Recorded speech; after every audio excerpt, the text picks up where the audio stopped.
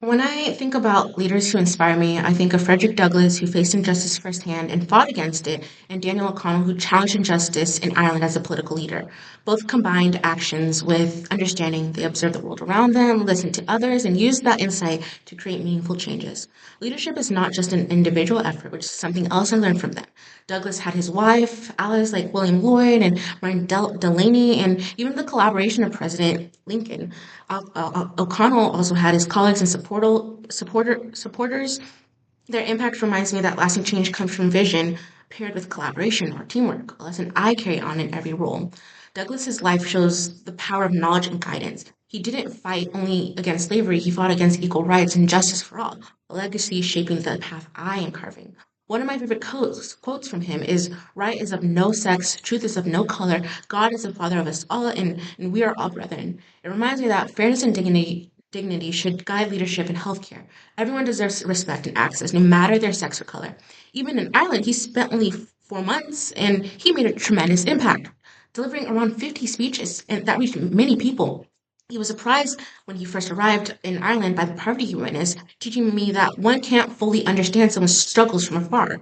He also, when the Irish nationalists compared their oppression to British rule to the experience of enslaved Black people, completely disagreed, which shows that lived experiences really shape perspective. A key lesson that comes from small acts of guidance that Douglas received, and one of them being his slaver from Sophia Ould, who taught him the alphabet in a few words. And that small gesture empowered him to accomplish extraordinary things.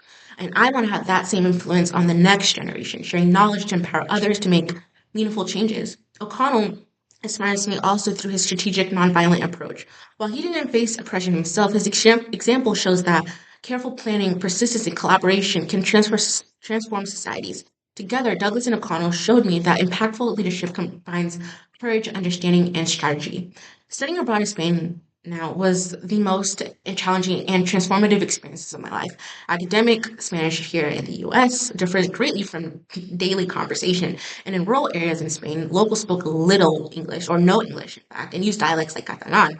At first, I was hesitant to engage and was worried about my mistakes, but eventually I really immersed myself. I started joining my host family, who did not speak any English, in conversations. I started watching Spanish TV and started practicing with locals in tapas fritas and listened to Spanish books and music more. Now, mistakes were constant, but locals would encourage me by saying, buen trabajo, casi perfecto, good job, or almost perfect. This tested my adaptability and persistence. I learned that mistakes are opportunities to grow, and witnessing inequity firsthand provides understanding that reading or hearing about it can't. These lessons strengthened my desire to ensure equitable access to healthcare, especially when I had the opportunity to shadow and volunteer at a drug and alcohol recovery unit in Spain. I was able to learn more about the lack of access that some of these patients didn't have because of where they lived or just the situation that they were in. Leadership also is very relational. Mistakes are part of growth and no one changes alone. As a peer facilitator for hundreds of students in a biology class that I mentor for, I guide them through complex biology material and adapt my approach to different learning styles and celebrate progress as well. Just as Douglas benefited from guidance, I aim to share knowledge and support others, helping them develop skills that may have lasting impact. Leadership is about empowering people and creating opportunities for them to excel. Now, I've learned the importance of listening and adjusting when encountering different viewpoints. For example, in my peer facilitation, students initially struggled with my teaching style. Now, instead of saying that, oh, I'm teaching you guys, you should be happy, I decided to reflect on what they said and adapted my responses and incorporated their feedback to better my version or my teaching styles. Now, understanding doesn't mean agreement. It requires patience, openness, and respect. Community building and flexibility create trust and collaboration with stronger outcomes. Now, all these experiences, Douglas and O'Connell's examples, guidance from others, and international exposure shape the leader I want to be. I want to serve communities thoughtfully, work on behalf of those whose perspectives might not be heard, and lead with courage while recognizing that mistakes are part of growth, especially in the community of healthcare and medicine, which is something I'm planning to go into. International experience builds insight, understanding, and confidence to lead in diverse settings. By combining these lessons